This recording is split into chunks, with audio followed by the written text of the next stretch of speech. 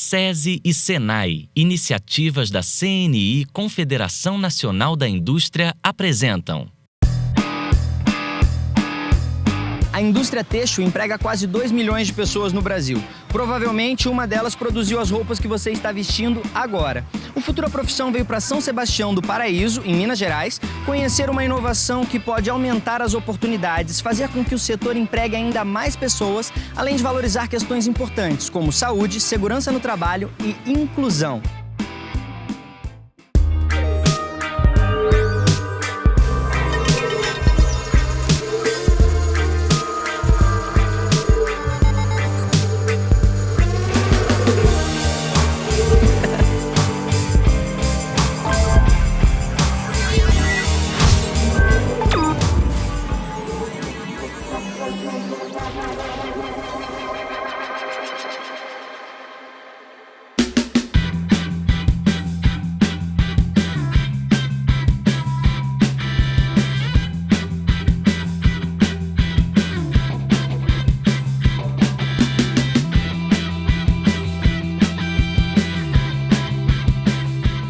Sempre gostei de descobrir de onde que vem as coisas, como são feitas, então eu brincava. Pegava meus brinquedos e as ferramentas do meu pai é mecânico, e eu desmontava meus brinquedos e depois remontava. Então eu sempre tive essa curiosidade de saber como é feito.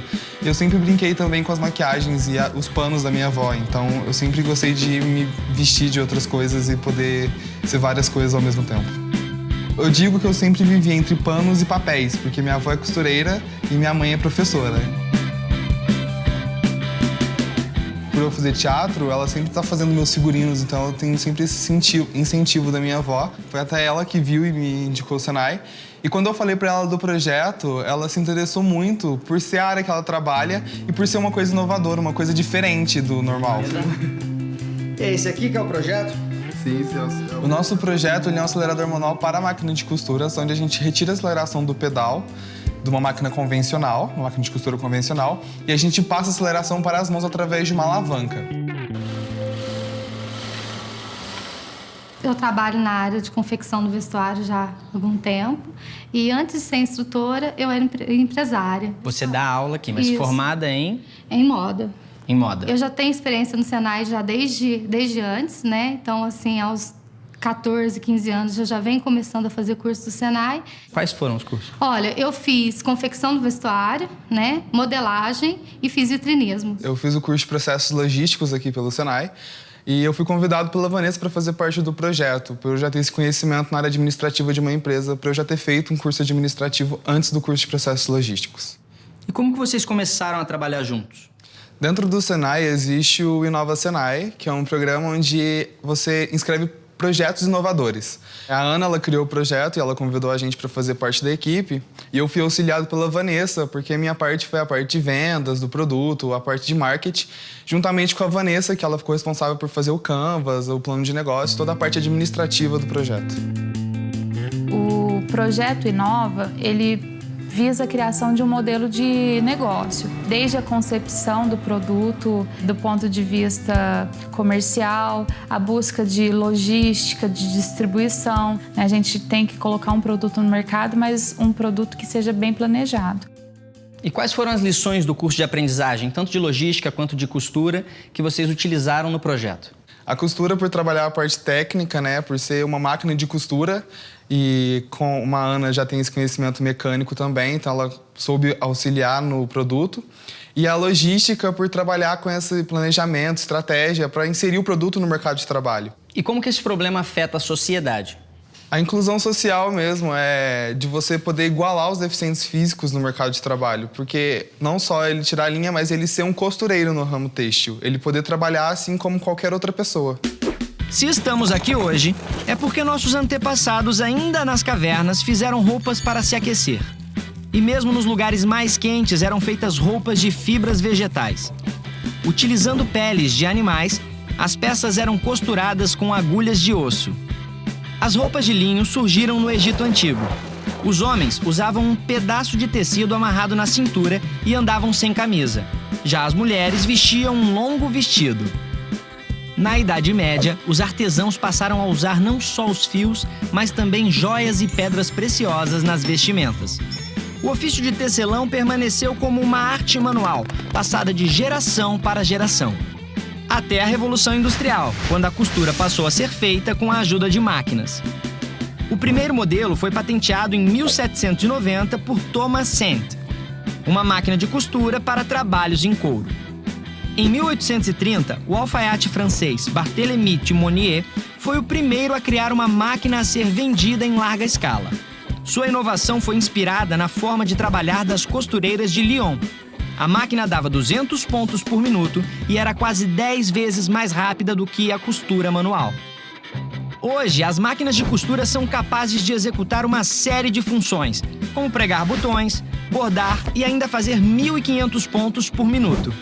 As máquinas são utilizadas em grande quantidade, tanto pela indústria como por costureiros, profissionais ou amadores.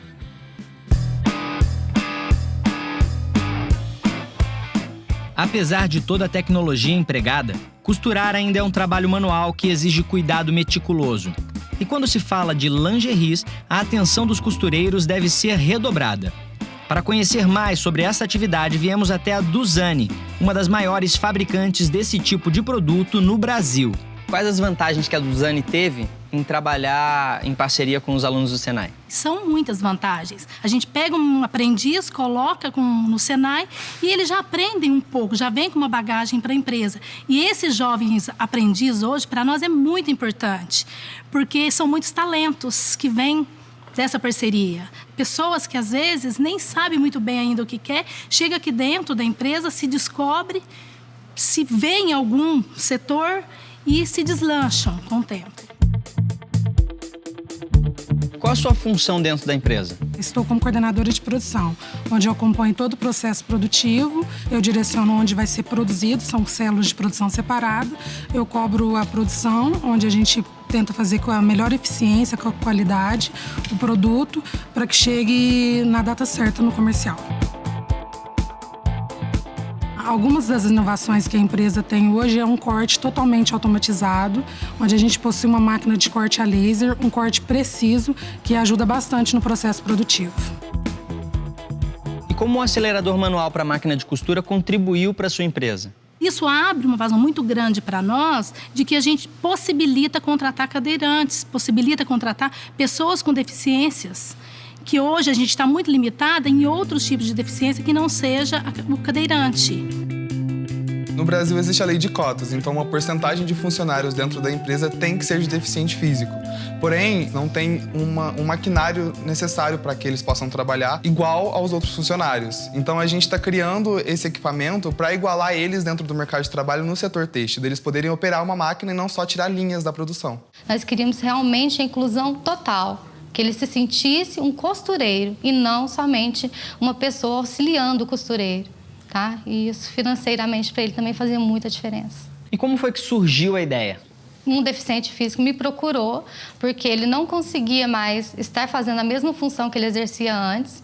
Ele era costureiro e depois disso ele começou a ter dificuldades até financeiras. Então, pensando, sentei na máquina, comecei a desmontar a máquina e vi que com as próprias peças da máquina dava para estar fazendo aceleração e com isso foi surgindo o produto. Os nossos inovadores do Senai criaram um produto que, além de inclusivo, ajuda a aumentar a produtividade. Não por acaso está chamando a atenção de muita gente. No próximo bloco, vamos conhecer o Espaço Maker, onde alunos do SESI de Blumenau exercitam sua criatividade.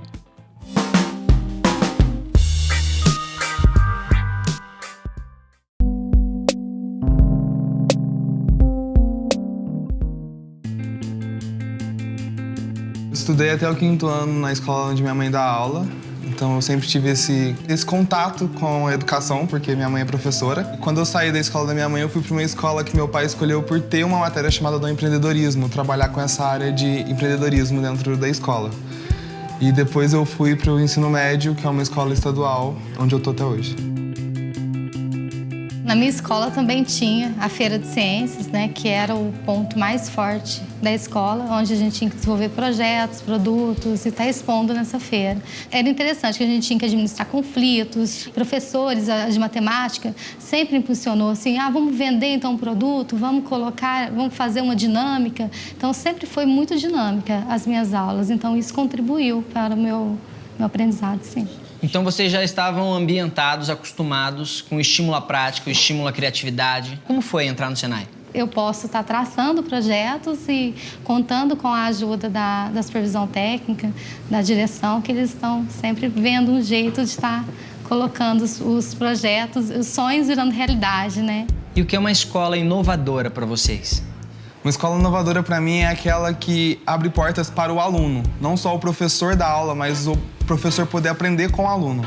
O aluno poder criar, o aluno poder fazer aquilo que ele gosta e poder mostrar o que ele sabe fazer. O grupo do Charles encontrou uma forma de devolver aos deficientes a autonomia. Uma qualidade cada vez mais importante para os profissionais do século XXI. Também pensando em dar mais autonomia, o SESI inaugurou um Espaço Maker em Blumenau, Santa Catarina, para que os jovens estudantes criem seus projetos de forma autônoma. Nós, no início do curso, nós criamos um tema central em que todos os projetos estão alinhados a este tema. E o tema que nós escolhemos para 2017 é Uma Cidade para Todos.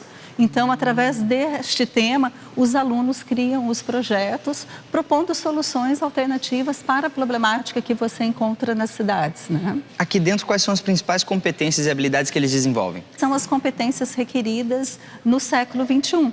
E quais são? Né? Resolução de problemas, criatividade, trabalho em equipe, e que são competências que cada vez mais elas precisam estar no nosso dia a dia e no processo de ensino, né? A gente tem alguns projetos sendo desenvolvidos nessa tarde. Temos aqui o projeto do Pedro, que é da mão biônica e totalmente impresso aí em impressora 3D. Como é que você teve a ideia de fazer essa mão biônica? O professor deu uma ideia. Vamos fazer um dedo inicial, coisa assim. A gente foi pesquisar e achou o projeto de um francês.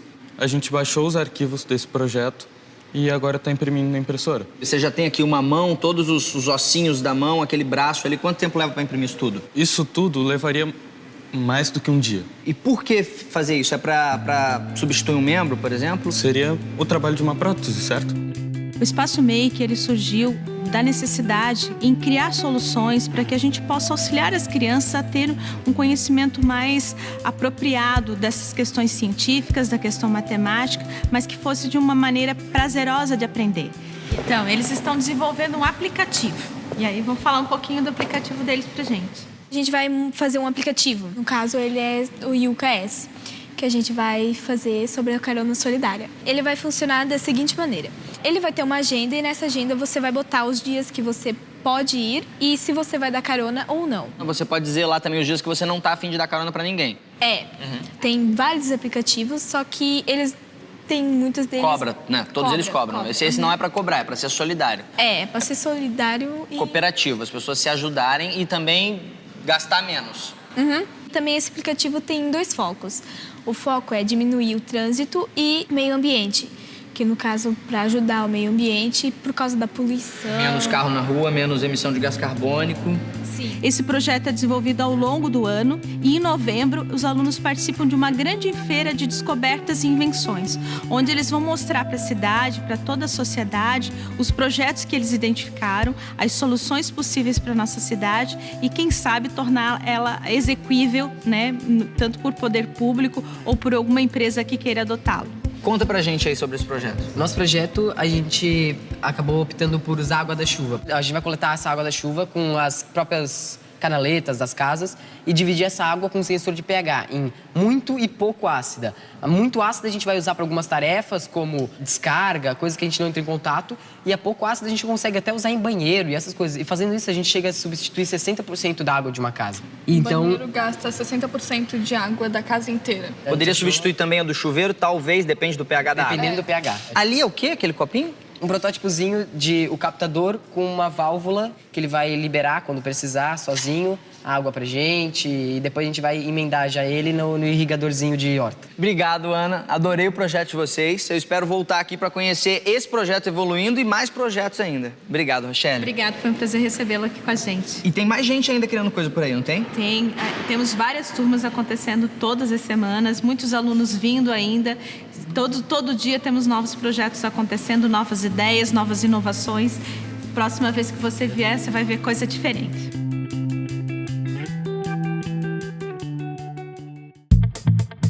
Enquanto criam projetos inovadores, mesmo que não percebam, os jovens de Blumenau estão se qualificando para o mundo do trabalho. E por falar em trabalho, que tal a gente ver o acelerador da máquina de costura funcionando na prática? No próximo bloco.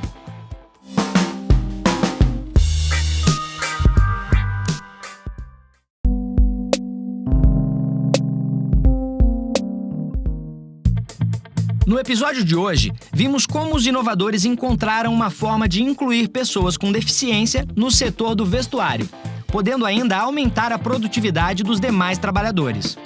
Também ficamos sabendo como uma escola SESI estimula seus alunos a pensar em projetos inovadores através do Espaço Maker. E a gente sabe que a ideia é uma pedra bruta que precisa ser lapidada, algo que precisa ser trabalhado. Como foi passar da ideia para a prática? Primeiramente, a gente fez o aparelho ele não estava dentro das normas de segurança, então colocar dentro das normas de segurança e estar ergonomicamente correto foi um grande desafio. E o outro desafio maior ainda era fazer o aparelho dar produtividade igual à máquina convencional, né? Então, o aparelho nada se diferencia de qualquer outro tipo de máquina. E vocês tiveram todo um processo de aprendizagem, elaboração de projeto. Quando vocês viram a máquina funcionando, qual foi a sensação? Quando nós vimos que o aparelho funcionava perfeitamente dentro das normas de segurança e, além disso tudo, dava produtividade, então isso foi de uma alegria imensa. Foi uma alegria muito grande, porque aí sim a gente sabia que a gente podia ir para o Inova Nacional com o produto já elaborado, com o produto já lapidado. Porque quando a gente foi para o estadual, nosso produto ainda tinha que ser melhorado. E foi através do Inova que a gente viu que o nosso produto tinha que ser lapidado. A ideia inicial era somente para o portador de deficiência, o PCD. Mas aí depois a gente viu que a aplicabilidade dele pode ser maior. Uma pessoa, talvez, que tenha um problema temporário nas pernas, pode estar utilizando o aparelho. E também para pessoas que queiram trabalhar com um serviço mais delicado, que dê para trabalhar, porque a gente tem maior sensibilidade na mão do que nos pés.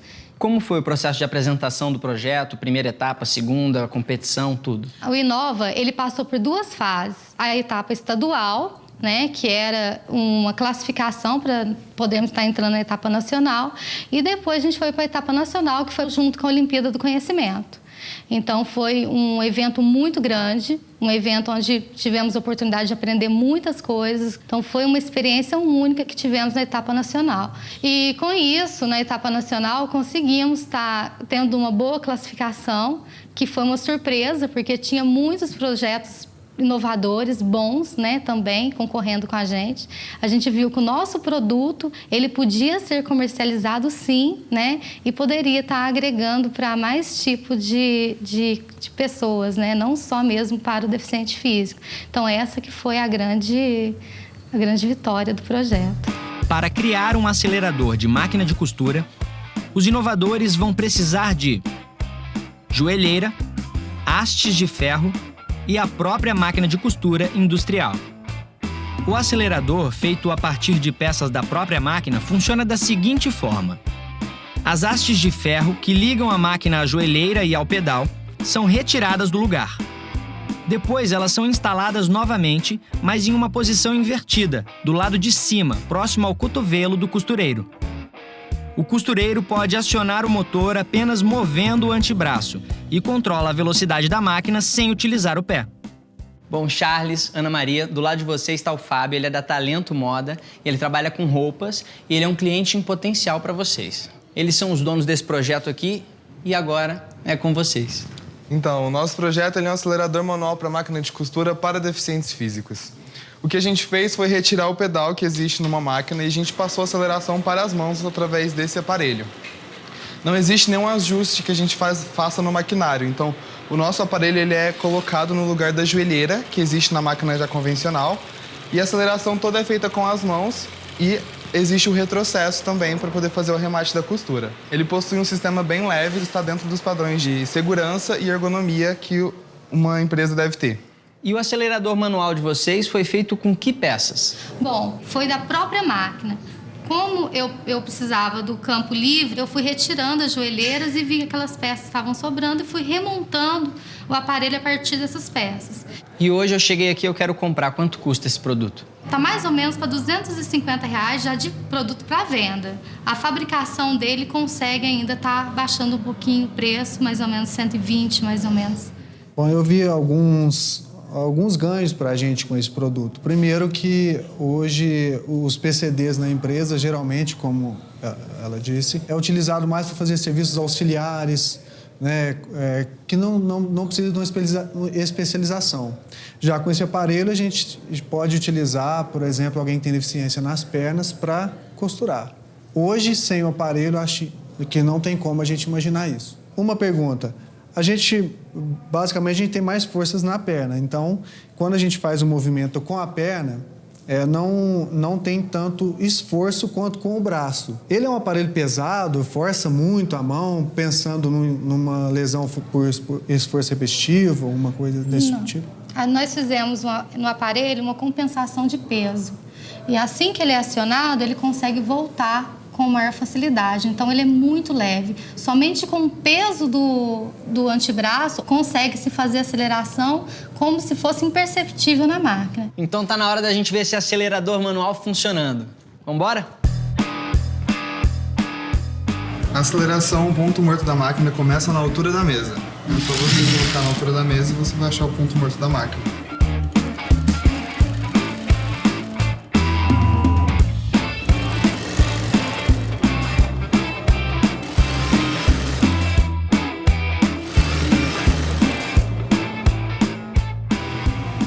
Pelo que você sentiu assim agora, apertando, acelerando com o braço, o que você acha? Fácil, difícil?